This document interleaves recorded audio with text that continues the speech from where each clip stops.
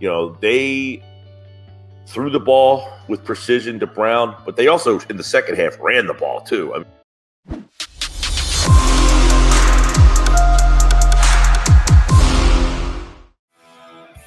It's never a Monday morning without the Eagles win these days and Mike Gill. We know that's a guaranteed thing every single Monday here. Mike, very interesting day in the division yesterday, to say the least, but we got to start with the Eagles here. That might have been their best win of the year. In my opinion, it was. Yeah, Jeff, I think it was definitely, we've been waiting for that game where they kind of, have a big offensive explosion. And AJ Brown was the guy yesterday. I mean, he had a career high catches, not catches, but 6 catches, 150 plus yards, 3 touchdowns. He could have had more. I mean, he left meat on the bone yesterday. He definitely had to drop later on in the game. I thought the game, they threw the ball with precision to Brown, but they also, in the second half, ran the ball too. I mean, you got Sanders involved in that second half. He had some big runs, and that is a product of just beating up and wearing down that Pittsburgh defense, which was shorthanded. No Watt, obviously, and they did get to the quarterback a couple of times. But, yeah, that was probably their most complete offensive game.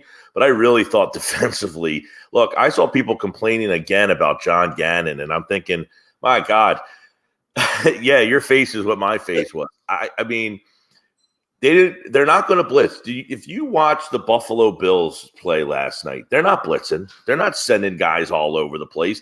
They're sitting back, and they are making quarterbacks figure out what they have to do, and they can't figure it out. There's too many guys to read. Can the Eagles get more pressure? Maybe, I guess, but Robert Quinn really wasn't a part of the defense yesterday. Pickett had a nice day completion-wise. He averaged 5 yards a pass, though. That's just not good enough in this league. The only issue I would have, if you look at this defense and ask yourself, what would be the biggest issue moving forward? It's the tackling. They got to tackle better.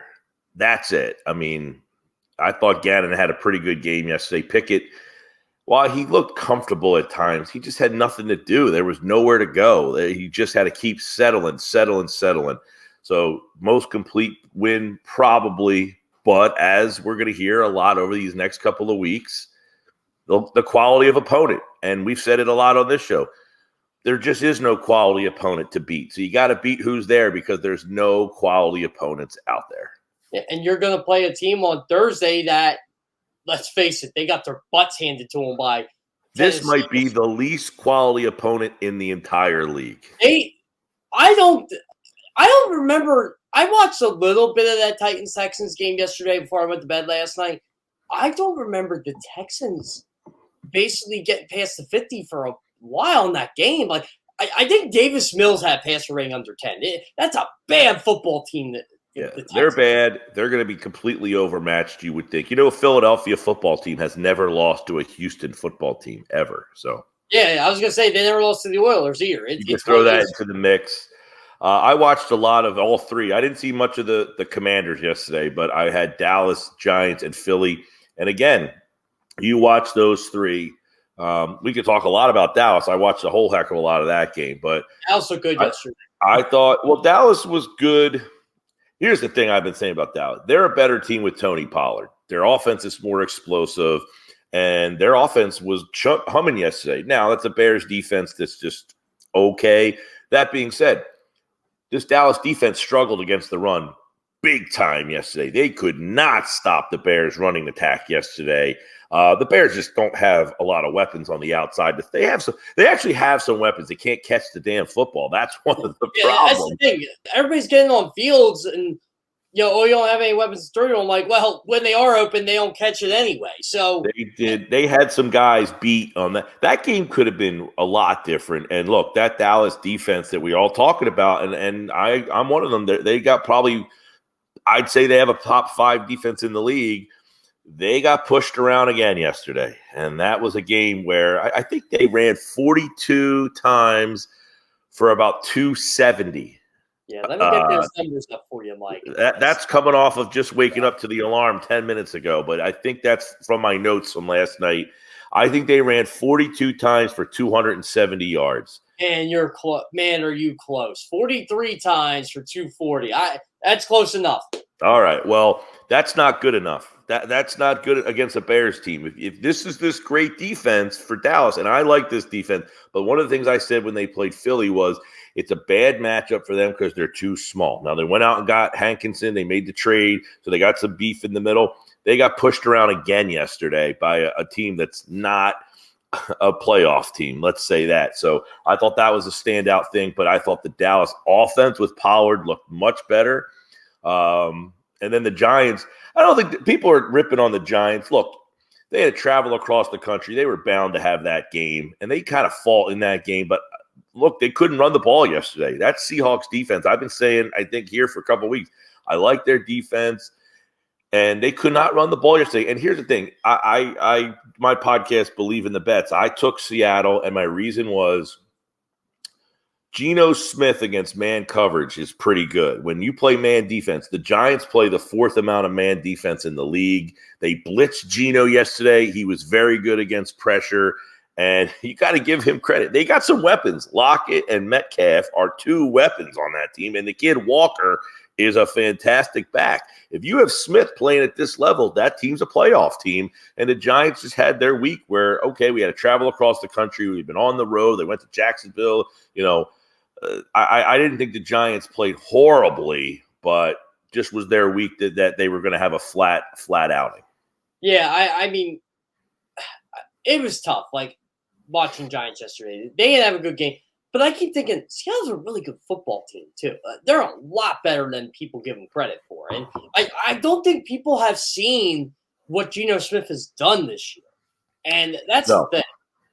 And listen, if you stop the Giants' run, they're limited. I mean, Wan'Dale Robinson, everybody was all excited that they entered him into the offense. He didn't do much yesterday. They just don't have outside weapons.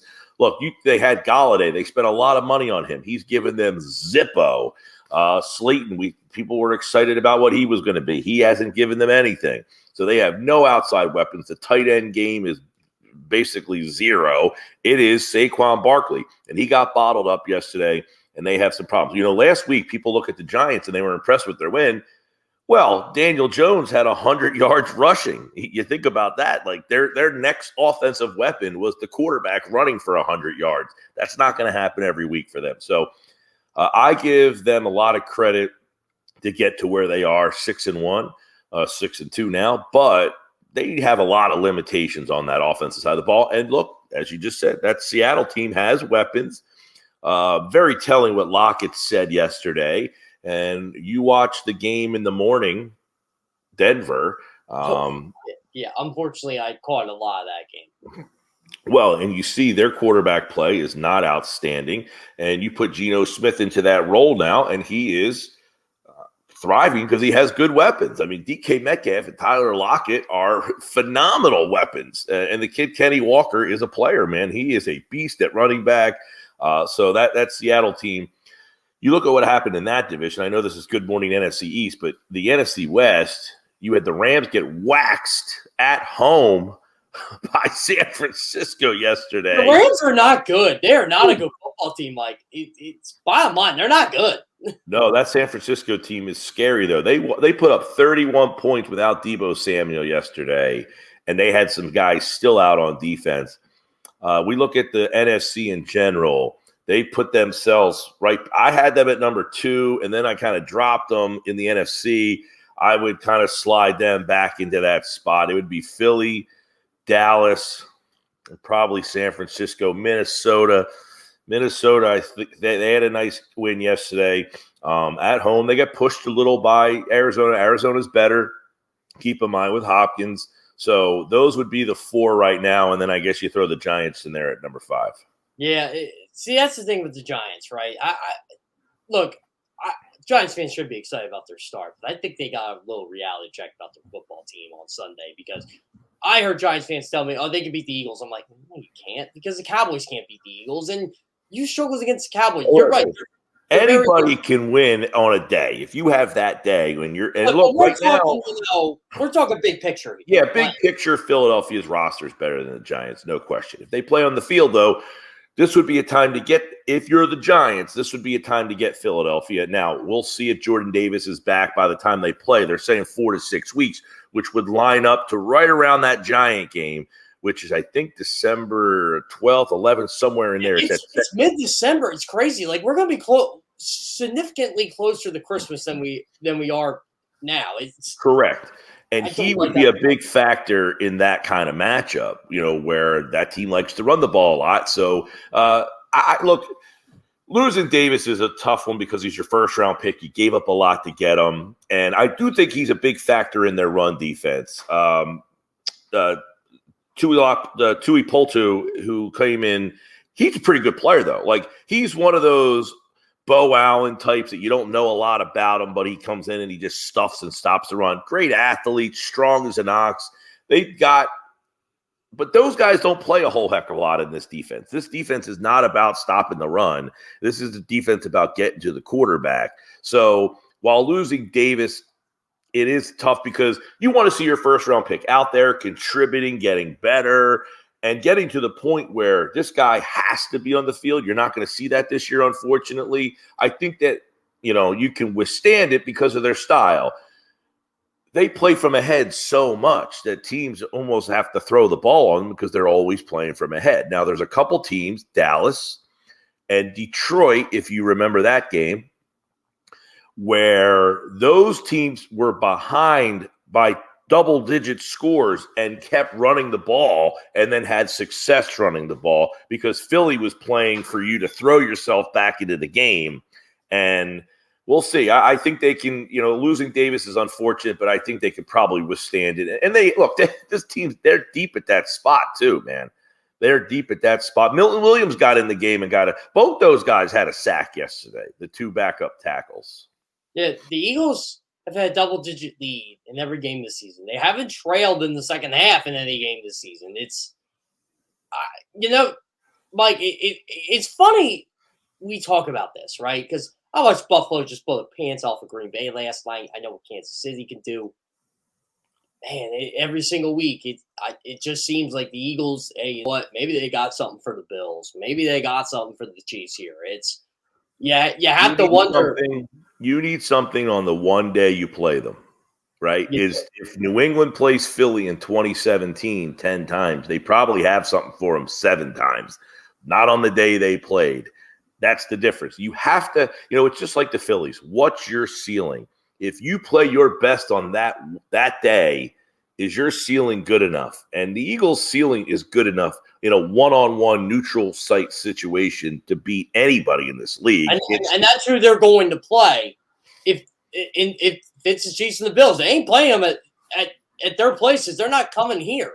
Right. It'll be a neutral site game. And look, this is where we're at in this season. Where we're at, what, 9, going into week 9 now, is this season is Buffalo, Kansas City, Philadelphia. And then I know if you're watching and you're a Dallas fan, you want to be entered into that mix.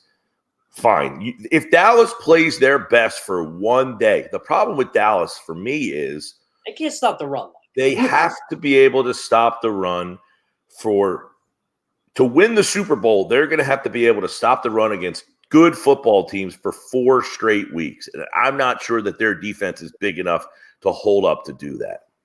This is my issue with the Cowboys. Like you said, they can't stop the run. They have a really good defense. I'm not going to deny that. But very good.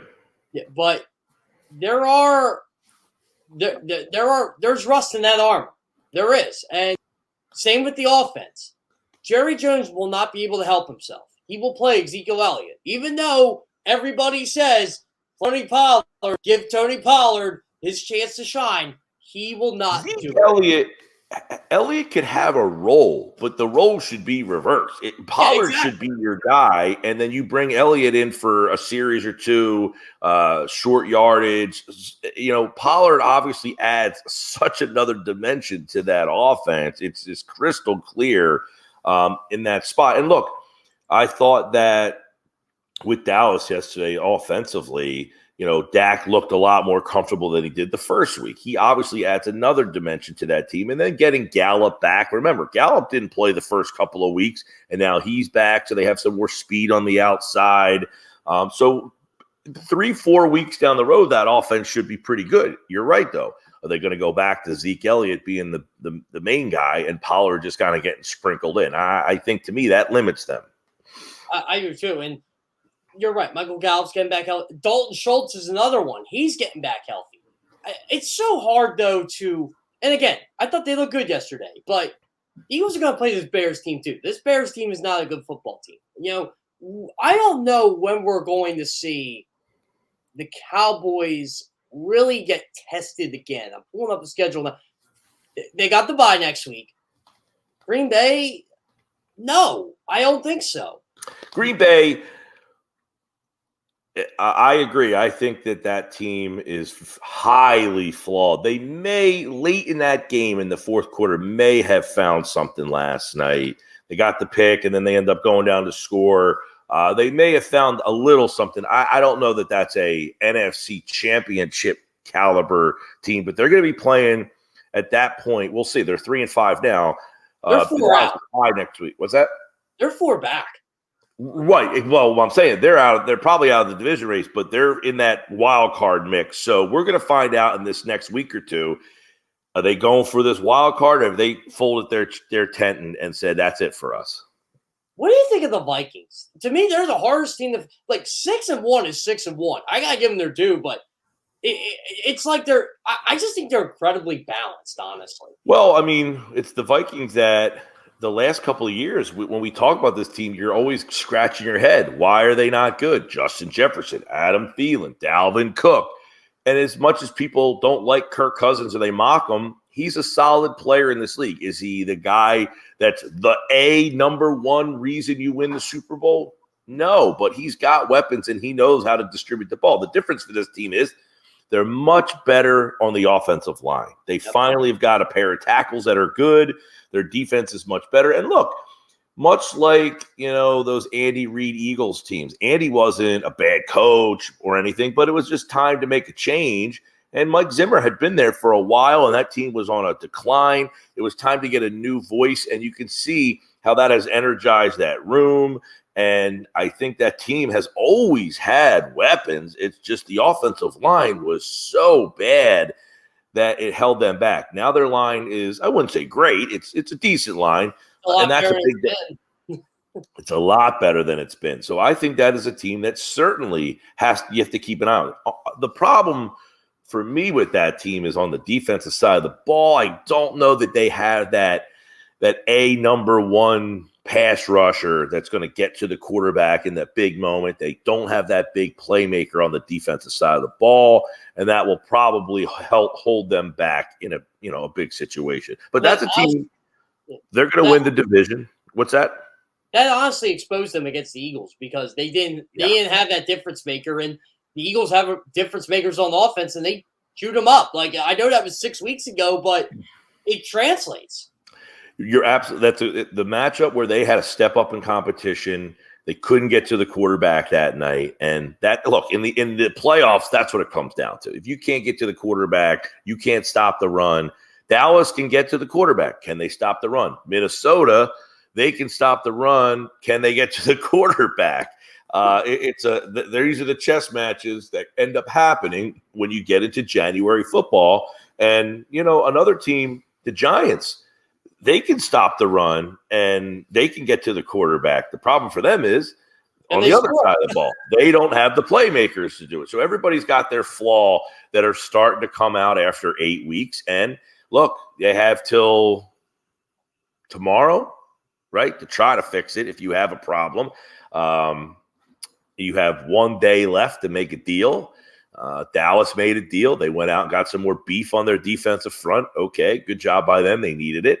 Philly went out and got a pass rusher. Do they have something else up their sleeve? We'll see. What are the Giants going to do? Are they going to get involved in they traded away a player and got a pick back, Kadarius Toney, but we'll see. And now, hey, good morning, NFC East.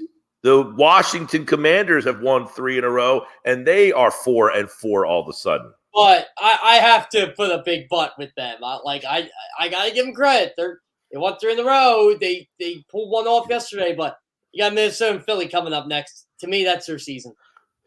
Yeah, I mean, look, yesterday they go on the road. Ellinger gets into play starts the game, so that changes the dynamic. But we talked about 2 weeks ago, could Tyler Heineke give that team a shot in the arm? I don't know that he's given him a shot in the arm, but the players want to play for him more than they want to play for Carson Wentz. That seems to be evident there.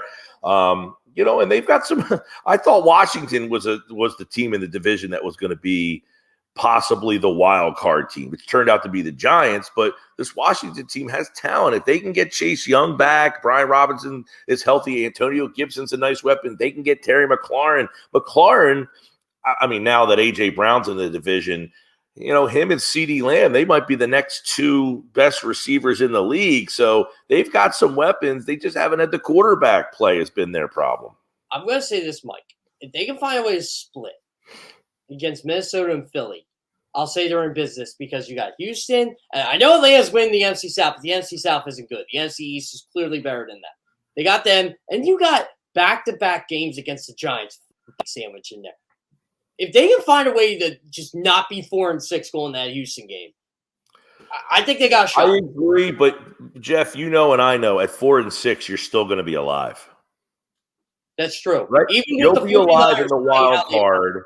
Yeah. You'll be alive in the wild card at 4-6. And if at 10 games in, you still have a puncher's chance to clean up at the end of your schedule, I mean, you could possibly be a 9-8 team and try to get in, something like that. Even 8-9 in this conference this year might get you in. Washington, this NFC East, I don't know that I've ever seen all 4 teams make the playoffs before. It's never happened. That's the thing. We've seen 3 in a division go in, especially now with the expanded playoffs. But honestly, where things are going to open up is if the Giants free fall. They lost to a good team yesterday, but they can't stumble against the Texans, the Lions. They're the next 2 they got. No. Dallas, Washington can't lose to a lesser below, a lesser team than them. They have to clean up on them games and then try to upset somebody. But we'll see. I see. Somebody in the chat was saying about the Giants standing pat. Look, there's creative ways to do it. They've got to figure. Like Howie Roseman figured out a way to get Robert Quinn. Said, "Hey, you're going to be a free agent next year. You're paying the money." And if they lose Robert Quinn, they're getting a 4th-round pick compensation in return. If the Giants want to make a deal, you've got to become savvy at this point if you think you have a shot, right? I mean, you can't just sit pat because of, this, that. No, you've got to come up and find creative ways. Now, they might not see themselves as a Super Bowl contender, and this just might be a fun run for them that we've now taken a step in the right direction. But there are ways to improve your team without hurting your cap and that kind of stuff. And they traded the wide receiver. They got draft picks back, which is good for them. Like, I think the Giants are in that mix where, look, we know what our ceiling is. We make the playoffs this year. That's awesome. But we're not winning the Super Bowl this year. We're still trying to rebuild this thing. I think we're finding out what we have in our quarterback. We got to figure out. I will say this, though. Do these teams, who thought Cincinnati was getting to the Super Bowl last year? Are teams now looking at themselves that they can kick the door down and walk right on into the room? How many of those teams have a franchise quarterback? I'm saying I know the retort is, well, they had Joe Burrow, they had Jamar Chase. I don't think the Giants are where the Bengals were. You were thinking earlier in the week, hey, this Jets team's 5-2, they're playing really well. Yeah, but Zach Wilson's a problem. Zach Wilson's a massive problem for that team. Yeah. He stinks out loud. They got to figure out what to do with that spot because he's holding that team back. I don't know that there's a Cincinnati out there right now off the top of my head, but just saying, if our organization's saying, you know who might be the Cincinnati? Chase being out, man. Yeah, well, that's the thing. But they still. I mean, they're going to be tested, but they still got Burrow. We'll find out tonight when they play Cleveland. Yeah. It's unfortunate because I like that Cincinnati team, and I thought that offensive line, the move they made in the offseason, were really going to tighten that line up and make that team way more formidable. Hasn't happened yet. Maybe in the second half they get going here. They tried, though. I mean, they won 5 of 6, and Burrow's been incredible. But Yeah. you're right. Them losing Chase is huge. No, and look, I think they're in the AFC. I would put them as the third team. Yeah, right? them or Baltimore. I still think Baltimore's pretty good. Yeah, their defense has gotten better the last couple of weeks. The Baltimore's defense was a mess. They've tightened up the defense a bit here. And then, of course, their offense is what it is. I mean, it's Lamar Jackson on an MVP level. And then you got Mark Andrews sprinkled in. What are they going to do at running back, though? Edwards, he's kind of dinged up again. J.K. Dobbins is out. The kid Drake, are you going to lean on him? So I don't know what they do with the run game, but it doesn't seem to matter. This team found ways to win football games last year with Devonta Freeman and Latavius Murray. I mean, it's weird. Like, Lamar hasn't been playing well the last couple of weeks, and they're winning football games. To me, that's scary. No, and you're going to face matchups and teams that are going to really stress stopping him, right? And then other teams are going to go another. Look, the regular season right now, it's such an interesting ride because everybody is deemed down, right? They're just not that team. There's fan bases. If there was a Good Morning every conference in the league, every division in the league show going on right now, everybody in your chats and guests would be saying, there's nobody to beat. There's no teams that you could beat. We're facing get any quality opponents. So everybody who wins a game, the fan bases on the other side are saying, well, they haven't beaten anybody yet. There's nobody out there to beat. We've been, we've established that. So how do you now, what's the litmus test to find out how good your team is? I don't know the answer to that question. So I do overreactions and reality checks for every game, right? And pick a storyline from the game. You know what I pick for the Eagles? The Eagles will win at least their first 10 games. They're a reaction or reality. I said reality. I'm like, who's beating them? And look, last year, Pittsburgh was 10-0. Weren't they? 2 years ago. 11-0. Arizona was 8-0 last year. And what did that get you? They didn't win a playoff game. They didn't win a playoff game. Got you nothing. So Arizona was 8-0. Many people thought Kyler Murray was the MVP of the league at that point, and they ran out of gas. Pittsburgh was 10-0, and they ran out of gas.